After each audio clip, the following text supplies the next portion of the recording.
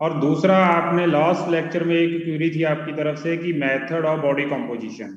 तो last 15-20 minute के अंदर हम मेथड ऑफ जो कॉम्पोजिशन है, बॉडी कॉम्पोजिशन, उसको रिपीट करेंगे। तो काइंडली पेशेंस बना के रखिए, ध्यान से सुनिए, और लास्ट में अगर 5-7 मिनट ऊपर चले जाते हैं तो उसके जरिए आप लेक्चर छोड़ के मत जाइए, ध्यान से सुनिए। बहुत ही इंपॉर्टेंट टॉपिक है regarding talent identification, sports selection of athletes. ये आपके पेपर पॉइंट ऑफ व्यू से नहीं है, ये आपको लाइव में काम आएगा जब आप एथलीट्स को विद नेक्ड आई सिलेक्ट करेंगे with respect to body composition और सोमैटोटाइप, इन कंपोनेंट को यूज करके। तो ये पेपर पॉइंट ऑफ व्यू से भी और प्रोफेशनली भी एज ए कोच आपके लिए बहुत फायदेमंद लेक्चर है। ओके, तो लेट्स स्टार्ट। हम टाइम नहीं खराब करेंगे ज्यादा। तो हमारे ये लर्निंग आउटकम्स हैं। What is somatotype, different component of somatotype और its importance in and scope in sports. Okay, somatotype है क्या? लाइक फिजिक हमने लास्ट टाइम किया था, physique is the size, shape and proportion of body. हम कहते हैं किसी ना कैसा साइज है आपका, छोटा है, स्मॉल है, मीडियम है, लार्ज साइज है सब्जेक्ट का, किसी भी एथलीट का, ठीक है। फ्रेम कैसा है बॉडी का, ठीक है। कुछ छोटी हाइट वाले हैं, छोटी उसकी गेम्स हैं हाइट वाले की, ठीक है। बॉडी का फ्रेम छोटा होता है। सर स्क्रीन बड़ी कर दीजिए। Okay okay okay okay okay okay and मैं इसको भी छोटा कर देता हूँ। अच्छा, अब क्लियर है? ओके, तो उसके बाद अभी उसके बाद शेप आ जाता है कि आपकी बॉडी में फैटी टिश्यू है, कैसा है, फैटी गोल मटोल दिख रहे हो आप, या मस्कुलर एथलेटिक बॉडी है, और यहाँ बिल्कुल लीन पतले हो जैसे वॉलीबॉल, बास्केटबॉल, हाई जंपर होते हैं। ओके, थोड़ी सी स्पीड मेरी तेज रहेगी आज, ध्यान रखिए, थोड़ा सा स्पीड से चलेंगे हम। तो बाद में आप नोट करते जाइए, जो कोई क्वेरी होगी तो लास्ट में हम डिस्कस कर लेंगे। ओके, तो सोमैटोटाइप है, जो सोमैटोटाइप है, सोमा मींस बॉडी और लिविंग बॉडी, और टाइप कौन सी टाइप है, ठीक है। इसका मीनिंग है कि ग्रीक वर्ड है, लेटर ऑन एक स्लाइड में हम इसको भी डिस्कस करेंगे। इसकी डेफिनेशन अगर एग्जैक्ट देखी जाए तो रेटिंग ऑफ फिजिक, जो फिजिक हमने देखा साइज, शेप एंड प्रोपोर्शन, जो फिजिक की डेफिनेशन है, तो हम अब उसको रेटिंग करेंगे, उसको स्कोरिंग करेंगे, नंबर देंगे कि आप अगर मोटे हो, आपकी बॉडी के अंदर फैटी टिश्यू है, तो किस लेवल का है। बहुत ज्यादा है तो उसका स्कोरिंग 4, 5, 6, 7 हो जाएगा। अगर मीडियम है तो 3, 4 आ जाएगा। अगर बहुत कम फैटी टिश्यू है आपकी बॉडी में तो वो 1, 1.5, 0.5 के करीब लोअर साइड पे आ जाएगा। इसी तरह अगर आपकी बॉडी में मस्कुलेचर ज्यादा है, बोनी टिश्यू की डेवलपमेंट बहुत ज्यादा बढ़िया है, एथलेटिक बॉडी है, जैसे हमारे मीडियम वेट कैटेगरी के रेसलर्स होते हैं या बॉडी बिल्डर्स होते हैं, वेट लिफ्टर्स होते हैं, उनके अंदर मीजोमॉर्फिक कंपोनेंट बहुत ज्यादा होता है, बढ़िया होता है, 6, 7, 8 के करीब होता है, हाईली मस्कुलर होते हैं, ठीक है। बोनी टिश्यू अच्छा डेवलप होता है, तो उनकी रेटिंग हायर हो जाएगी। यहाँ पे हमने स्कोरिंग देनी है, रेटिंग देनी है किसको? फिजिक को। कैसा साइज, शेप, प्रोपोर्शन हमने शुरू में कर लिया है, और साइज किस टाइप का है और उसकी क्या रेटिंग है, शेप की कैसी रेटिंग है, और बॉडी की प्रोपोर्शंस की, वो हम फिजिक की जो रेटिंग है उसको सोमैटोटाइप कहते हैं। That is the definition for paper point of view. Okay, other कौन सी डेफिनेशन है जो शेल्डन ने दी थी? सोमैटोटाइप इज मॉर्फोफिनोटिपिक। मॉर्फोफिनोटिपिक होती है फिजिकल अपीयरेंस और बॉडी स्ट्रक्चर जो हम विद नेक्ड आई देखते हैं।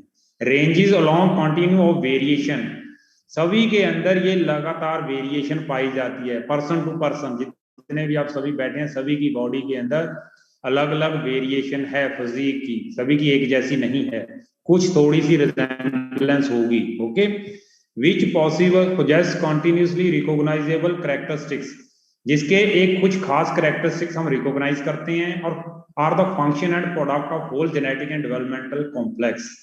ये किसका कॉम्बिनेशन है? जो आप डेली रूटीन में एक्टिविटी करते हो, जिस एनवायरमेंट में रहते हो वैसा अडेप्ट हो चुके हो, उसका एंड प्रोडक्ट है, और किसके ऊपर है? जो आपने मदर फादर से जीन्स लिए हैं, जेनेटिक मेकअप है, और आपकी बॉडी की वैसी डेवलपमेंट हो जाती है। जैसे हमने कल एग्जांपल में देखा था लास्ट लेक्चर में कि एक शॉपकीपर एक दुकान पे बैठता है, उसका एक सेडेंटरी लाइफस्टाइल है, उसका फिजिक वैसा बन जाएगा। एक रिक्शा पुलर है, रोज रिक्शा चलाता है, कोई लेबरर है, वो लेबर करता है, कोई स्पोर्ट्स पर्सन एक स्पेसिफिक एक्टिविटी करता है, तो उसकी बॉडी की वैसी फिजिक डिजाइन हो जाती है, कैरेक्टरिस्टिक्स बन जाते हैं, ठीक है।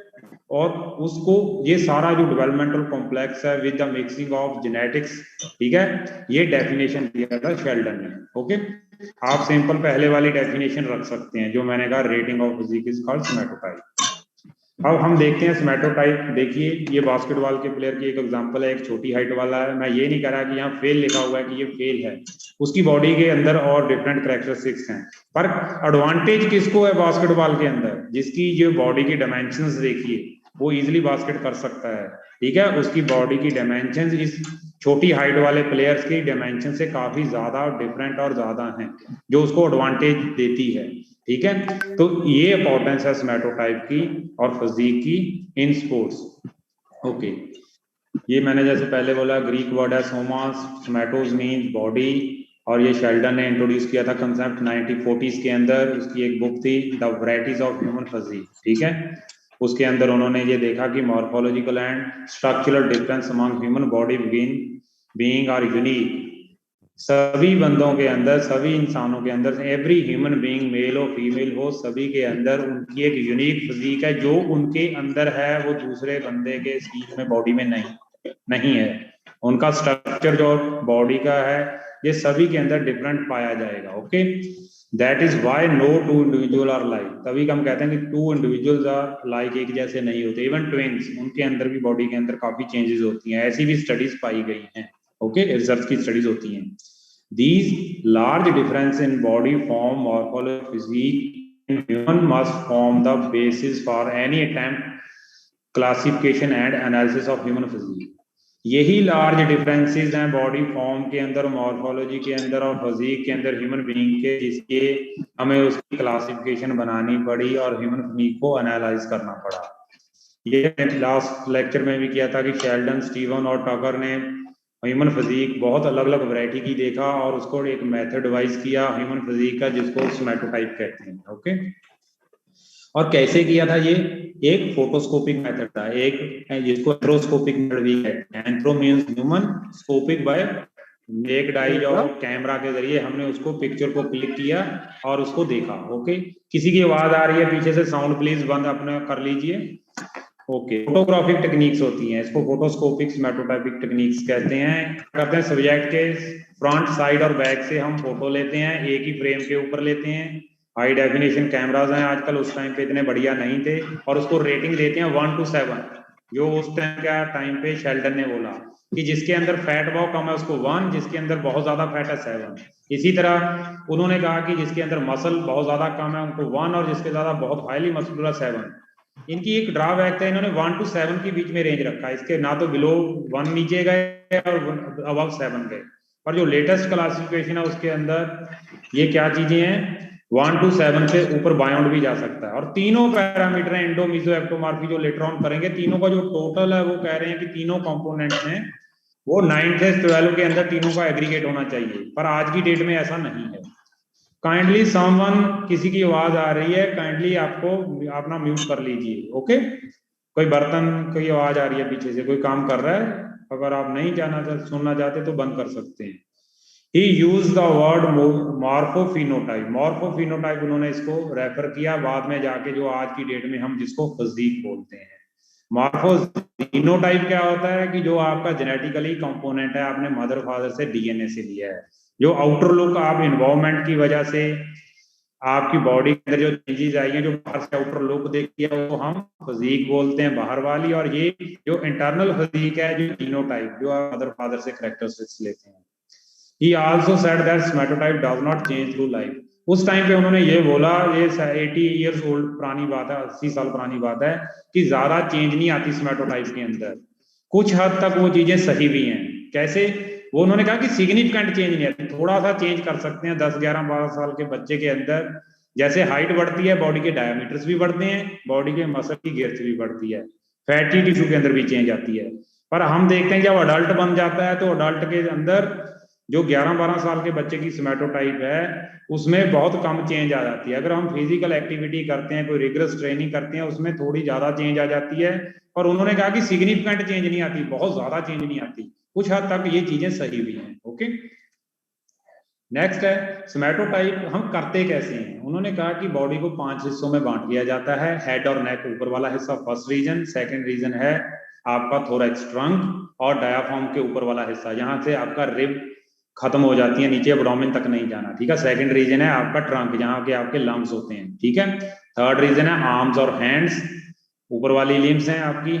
और फोर्थ रीजन है एब्डोमेन, ट्रंक के बिलो डायाफ्राम के नीचे वाला हिस्सा जो आपके ट्रंक से नीचे स्टार्ट होता है, होल एब्डोमेन आ जाता है इसके अंदर। और उसके बाद पांचवा हिस्सा है लेग्स और फीट। 5 हिस्सों में बांटा उन्होंने बॉडी को, उनको एनालाइज किया फ्रंट, साइड और बैक साइड से, तीनों साइडों से। फिर शेल्डन ने क्या किया, 4000 बच्चों के ऊपर ये स्टडी की, स्टूडेंट्स के ऊपर, और 79 टाइप ऑफ फिजिक डिस्क्राइब की उस टाइम पे, 1940s की बात है। और लास्ट में उन्होंने क्या किया, 1954 के अंदर एक एटलस ऑफ मैन एक अपनी बुक पब्लिश की, जिसके अंदर 46,000 ह्यूमन सब्जेक्ट को, इनकी एज थी 18 से 64 ईयर्स के, जिसके अंदर व्हाइट पीपल भी थे, नीग्रोज भी थे, जीवीज भी थे, उनकी ये फोटोज के जरिए, फोटोग्राफिक मेथड से, इसे 5 रीजन्स के अंदर फ्रंट, साइड और बैक व्यू से उन्होंने एटलस ऑफ मैन के अंदर ये अपनी स्टडीज को छापा, ठीक है, पब्लिश किया। उसके बाद साथ ही उसके साथ कंटेम्प्रेरी स्टडीज चल रही थी। कर्टन एक साइंटिस्ट थे, उन्होंने भी ऐसी ही स्टडीज की कि इंस्पेक्शन किया फोटोग्राफिक और मस्कुलर और skin fold measurement, height weight ratio से, और स्ट्रेंथ जो असेसमेंट करते हैं प्लेयर की, हम जैसे फिजिकल फिटनेस के टेस्ट होते हैं, और वाइटल कैपेसिटी, ठीक है। ये सारी चीजों के साथ उन्होंने उनके फोटोग्राफ्स को मैच किया और उन्होंने सोमैटोटाइप को डिजाइन किया। उन्होंने सिंपली कहा कि आपकी जो बॉडी की फिजिक है, सिंपलीफाई करके बताया कि आपकी जो एक्स्ट्रा फैट होती है उसको अलग रेटिंग दे दिया, मस्कुलेचर डेवलपमेंट को अलग दे दिया, वैसी ही रेटिंग दिया, और स्केलेटन डेवलपमेंट की रेटिंग 1 to 7 जैसे शेल्डन ने दी वैसी दी।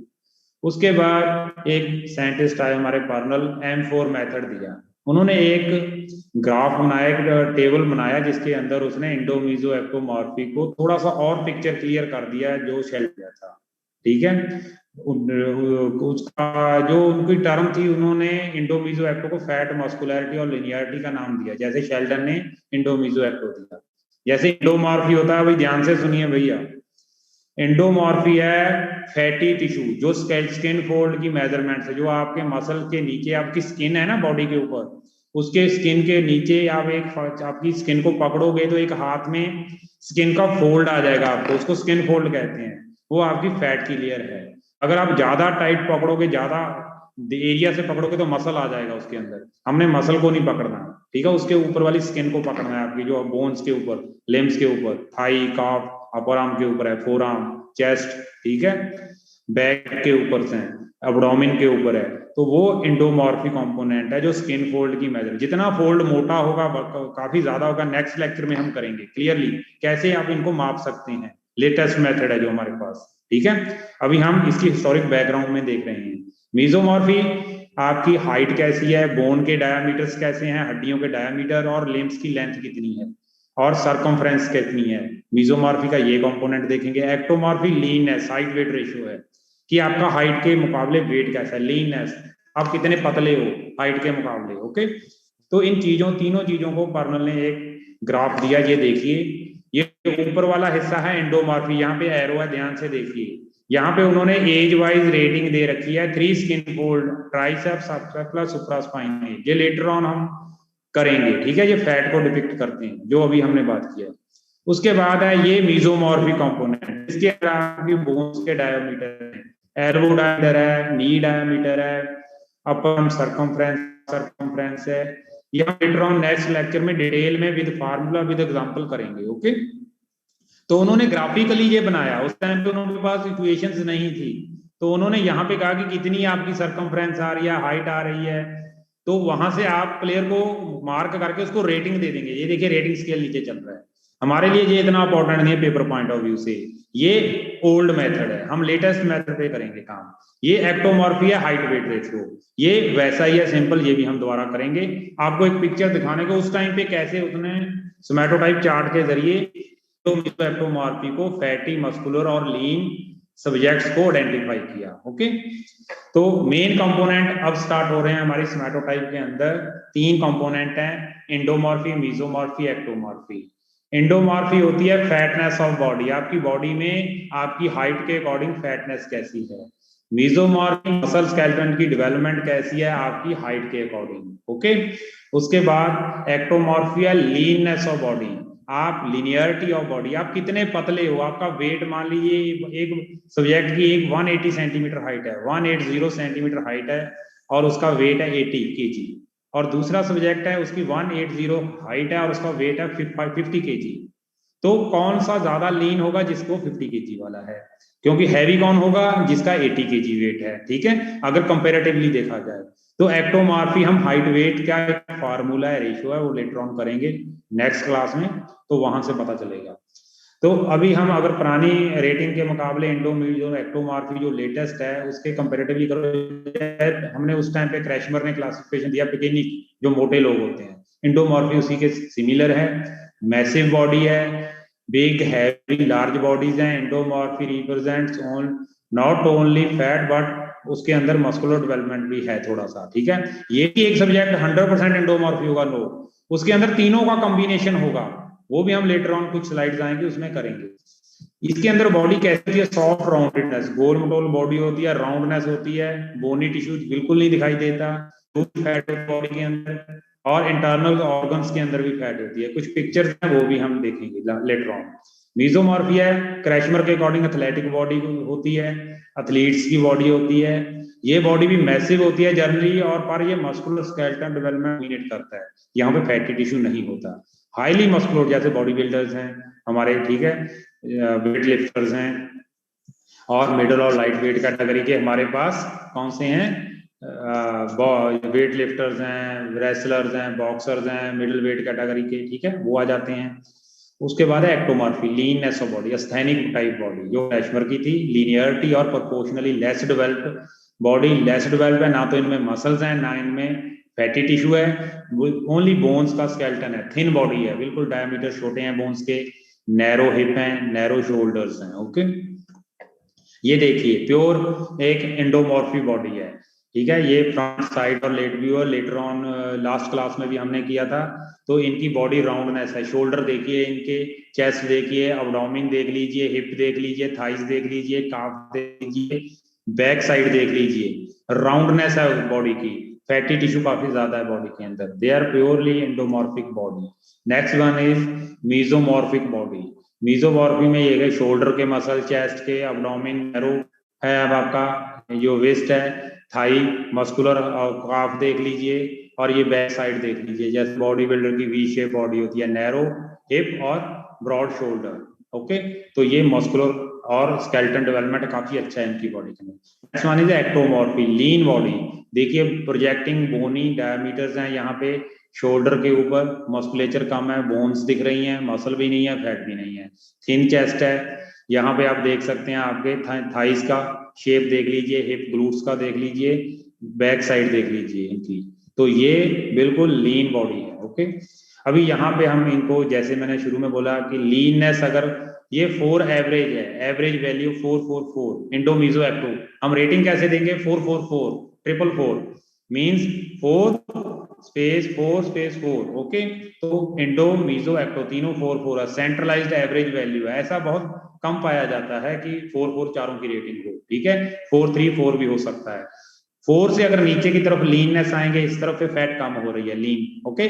4 से 5 6 इस तरफ जाएंगे, फैट बढ़ रही है, एंडोमॉर्फी बढ़ रही है वो बंदे के अंदर, ठीक है। कैलकुलेट करेंगे विद फार्मूला, एक हमारी नेक्स्ट क्लास है उसके हीथ एंड कार्टर का मेथड है, वहां पे करेंगे। इसी तरह 4 5 6 मस्कुलैरिटी बढ़ रही है। अभी आपको एक स्पोर्ट्स पॉइंट ऑफ व्यू से बता दूं कि हमने ये कंपोनेंट ज्यादा देखना है, जिस बच्चों में ये कंपोनेंट 4+ चल रहा है, they are very good athletic body, male हो फीमेल हो, फीमेल में 3.5 से ऊपर और मेल में 4 से ऊपर, इन एनी स्पोर्ट्स, याद रखिए, और ये 4 से कंपोनेंट फैट का नीचे होना चाहिए, ओके, तो वो स्पोर्ट्स के लिए अच्छे होंगे। फीमेल्स का फैट हायर होता है विद रिस्पेक्ट टू मेल्स, सो फिर जो मेल्स हैं 2 और 3 के बीच में पाए जाते हैं फैटी टिश्यू, जो इंडोमॉर्फी कंपोनेंट है, फीमेल का 3 से 4 में होता है, ओके। अच्छा, उसके बाद है हमारा एक्टोमॉर्फी। एक्टोमॉर्फी कुछ गेम्स के लिए एक्टोमॉर्फिक हमें, जैसे वेट कैटेगरी स्पोर्ट्स में प्लेयर वेट रिड्यूस करते हैं, एक्टोमॉर्फी में आ जाते हैं, लाइट वेट कैटेगरी के अंदर, मिडल के अंदर, ठीक है, क्योंकि उनकी हाइट ज्यादा होती है।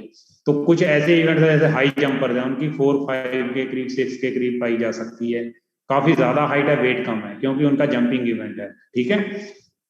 तो इसलिए जो प्लेयर इस तरफ को जाएंगे वो लाइट होते जाएंगे, जो नीचे को आएंगे 3-2-1 की तरफ, 0.5 की तरफ, वो हैवी, जैसे शॉर्ट पुटर्स हैं, 150 kg वेट है, हाइट उनकी 180-90 के करीब है, ओके। तो ये चीजों का हमें ध्यान रखना पड़ेगा। ये तीनों मैंने दो व्यूज बताए हैं, फ्रंट और साइड व्यू, एंडोमॉर्फी, मीजोमॉर्फी, एक्टोमॉर्फी। अब यहाँ नीचे एक सोमैटोटाइप रेटिंग दी 7-1-1। 7 क्या है? एंडोमॉर्फी, 1 मीजोमॉर्फी, एक्टो 1। एंडो डोमिनेट कर रही है, मीजो एक्टो बिल्कुल कम है। इट मींस बहुत ज्यादा फैटी है, हिप के ऊपर, शोल्डर के ऊपर, चेस्ट के ऊपर, आर्म्स और लिम्स के ऊपर फैटी टिश्यू ज्यादा है, ओके। 1-7-1 देखिए, 7-1 से यहाँ इधर आ गया शिफ्ट होके, यहाँ 1 एंडो 7 मीजो 1 एक्टो। 7 डोमिनेट कर रहा है किसका? मस्कुलर स्केलेटन का। यहाँ चेस्ट और शोल्डर और इसके ऊपर highly muscular skeleton development body की है, ओके। नेक्स्ट है हमारा एक्सट्रीम एक्टोमॉर्फ 1-1-7। एक्सट्रीम पे बिल्कुल लीन होगा, जैसे हाई जंपर हैं, वॉलीबॉल, बास्केटबॉल वाले हैं। वैसे तो अगर फॉरेन कंट्री के बास्केटबॉल के प्लेयर्स देखा जाए तो काफी हैवी मस्कुलर बॉडी होती है, कि हम उनको नहीं लेंगे। और अगर हम एशियन कॉन्टेक्स्ट के अंदर बात करें, आवाज बिल्कुल नहीं आ रही है। एनी पार्टिसिपेंट ये थोड़ा सा मॉडिफाई उसी तरह का ग्राफ था जो हीथ एंड कार्टर ने दिया था, इसकी इक्वेशंस भी हैं हमारे पास। यहाँ पे 10 मेजरमेंट्स हैं, 4 मेजरमेंट जो यूज होती हैं एंडो निकालने के लिए, 7 मेजरमेंट मीजो के लिए, और 2 मेजरमेंट हाइट और वेट यूज होती हैं एक्टो निकालने के लिए, हाइट वेट रेशियो से। ये पुराना मेथड था, ओके। हाँ बोलिए सर, आप बहुत जल्दी बोल रहे हैं, थोड़ा सा कुछ ऊपर से निकल रहा है सर, बहुत जल्द फास्ट बोल रहे हैं सर आप। हाँ, मैं चीजों को, उन्हीं चीजों को दोबारा रिपीट भी कर रहा हूँ, ठीक है। हाँ, मैं धीरे चलता हूँ, ओके, काइंडली, ओके, ठीक है, ओके। तो जो सोमैटोटाइप का रेटिंग फॉर्म है ना, उसके अंदर 10 मेजरमेंट्स हैं। 10 मेजरमेंट के अंदर फर्स्ट वन है इंडो का कंपोनेंट निकालने के लिए मेजरमेंट यूज होती हैं, और एक्टो निकालने के लिए 2 मेजरमेंट, हाइट और वेट, ओके। तो इन 10 मेजरमेंट के जरिए आप आपकी इंडो, मीजो, एक्टोमॉर्फी निकालेंगे विद इक्वेशंस, ओके। अच्छा, यहाँ पे हम एंडोमॉर्फी का ये कंपोनेंट मैंने डिस्कस कर लिया है पहले वाला, कि कैसी बॉडी होती है 7-1-1, जो हमने अभी ग्राफिकली फोटोग्राफ देखी थी। इसके अलावा कुछ और है कि जो एंडोमॉर्फिक बंदे होते हैं, इंडिविजुअल्स होते हैं, उनकी आर्म्स और लेग्स की लेंथ छोटी होती है, क्योंकि फैटी टिश्यू ज्यादा डेपोजिशन हो जाता है आपकी बॉडी के ऊपर। और ये क्या करता है एथलीट्स के अंदर, स्पोर्ट्स के अंदर के, इसके क्या ये हैम्पर करता है, रोकता है आपकी स्पोर्ट्स एक्टिविटी को, जैसे एजिलिटी है, मूवमेंट है, स्पीड है, उसको कम कर देता है, ठीक है। आप वेट बेयरिंग कैपेसिटी आपकी कम हो जाती है, एरोबिक एक्टिविटी में इतना बढ़िया परफॉर्म कर नहीं पाते, जैसे रनिंग इवेंट्स हैं, ठीक है। ये कहाँ पे कामयाब होते हैं, जो कहाँ पे सक्सेस रेट है एंडोमॉर्फिक प्लेयर का, जैसे प्योरली स्ट्रेंथ इवेंट्स हैं, ठीक है, यहाँ पावर लिफ्टिंग है, पर साथ में मस्कुलेचर भी चाहिए, ये नहीं भी टोटल फैटी टिश्यू चाहिए। काइंडली नोट कीजिए कि पावर लिफ्टिंग के अंदर मस्कुलेचर भी होता है, पर फैटी टिश्यू हायर एंड पे होता है, ठीक है। तो वो परफेक्टली एंडोमॉर्फ होते हैं, तो वो एकदम इजिली वेट गेन भी कर सकते हैं एंडोमॉर्फी लोग, और लूज भी कर सकते हैं, ठीक है, जैसे हमने, उन्होंने ट्रेनिंग छोड़ दिया, स्टॉप कर दिया, ठीक है। अब कौन सा इनका कहाँ पे बेनिफिट है, जैसे रग्बी स्पोर्ट्स है, जैसे कॉन्टैक्ट होता है, सुमो रेसलर्स हैं, ठीक है, प्योरली पावरफुल गेम है, ठीक है, दूसरे प्लेयर को पुश करना है, काफी वेट बेयरिंग कैपेसिटी ज्यादा होती है, तो वहां इजिली वेट गेन कर सकते हैं, ठीक है। और इनका लंग्स का साइज भी बड़ा होता है। अगर हम किसी एंडोमॉर्फिक प्लेयर बंदे को पकड़े, इंडिविजुअल को पकड़े, उनका ट्रंक लेंथ ज्यादा है, तो हम उनके ऊपर काम करके एंडो कंपोनेंट कम करके उनको रोइंग इवेंट के अंदर, क्योंकि लंग्स कैपेसिटी वहां ज्यादा चाहिए हमें, ठीक है। ये जरूरी नहीं है कि हम इंडो वालों को ही लेके आए, हमें मीजोमॉर्फी के ऊपर फोकस करना है, पर वहां पे लंग कैपेसिटी की बात कर रहा हूँ के लिए, इसलिए हम कह रहे हैं कि ऐसी गेम्स के अंदर हम उनको ले सकते हैं। इसको कहते हैं टैलेंट आइडेंटिफिकेशन और टैलेंट ट्रांसफर भी कर सकते हैं। They can increase muscle mass much more quickly than ectomorph. एक्टोमॉर्फी लोग होते हैं जो बिल्कुल पतले होते हैं, वेट कम होता है, वो इतनी जल्दी वेट नहीं गेन कर सकते, पर अगर हम एंडोमॉर्फी के ऊपर काम करें, वो वेट फैट रिड्यूस जल्दी कर सकते हैं, और उनको ट्रांसफॉर्म मस्कुलेचर में कर सकते हैं कुछ हद तक, ओके। दूसरा है मीजोमॉर्फी। ये फर्स्ट ब्लैक वाला पोर्शन हमने स्टडी कर लिया है। नेक्स्ट जो ग्रीन वाला जो लाइंस हैं, mesomorphic individual excel in strength, agility, speed, क्योंकि इनका मसल स्केलेटन डेवलपमेंट काफी बढ़िया होता है, स्ट्रेंथ, एजिलिटी और स्पीड इनकी अच्छी होती है। Medium stature to long stature भी होता है इनकी बॉडी के अंदर, और ये गेन मसल और स्ट्रेंथ इजीली कर सकते हैं। ये टॉप लेवल एथलीट्स जो पाए जाएंगे स्पोर्ट्स पॉपुलेशन के बीच में, तो आपको मीजोमॉर्फी प्लेयर को ही चूज करना है, काइंडली नोट कीजिए। ओके, आपको मस्कुलेचर के लिए तरफ ही ध्यान देना है, मीजोमॉर्फिक कंपोनेंट वाले ही जिसके अंदर बढ़िया हो उसी प्लेयर को आपने चूज करना है।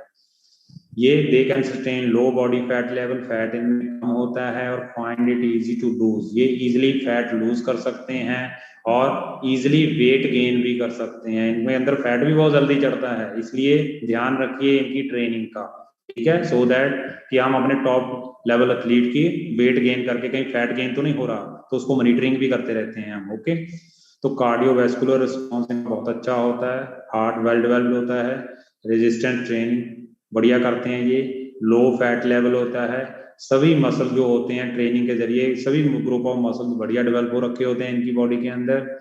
ये स्पोर्ट्स की अकॉर्डिंग क्विकली अपने डिपेंड अपॉन जैसी भी स्पोर्ट्स है क्विकली गेन और लूज वेट कर सकते हैं, ठीक है। नेक्स्ट है एक्टोमॉर्फी। एक्टोमॉर्फी लीन पतले लोग होते हैं, शोल्डर और हिप नैरो होते हैं, चेस्ट और एब्डोमेन भी बिल्कुल थिन होते हैं, और इनके आर्म्स और लेग्स भी थिन होते हैं। लिटिल फैट और लिटिल मसल होता है इनकी बॉडी के अंदर। इनकी बॉडी लॉन्ग सिलेंड्रिकल थिन होती है। स्ट्रेंथ गेम और पावर गेम के अंदर हम इनको नहीं यूज करेंगे क्योंकि इंजरी आने के चांसेस रहते हैं, बॉडी लेंथ में ज्यादा होती है, ठीक है, तो इसलिए इनको हमें स्ट्रेंथ और पावर गेम से अवॉइड करना चाहिए। ये जो है अपना बॉडी लीन जो होता है, इसके मसल्स लेग मसल बहुत ज्यादा कम, लोअर लिम्ब। यहाँ पड़ी है। अरे आवाज आ रही है भैया आपकी। ओके, अच्छा, तो एक्टोमॉर्फी जो है वो पूरी पूरी जमीन है इनकी जो ना। अरे भाई साहब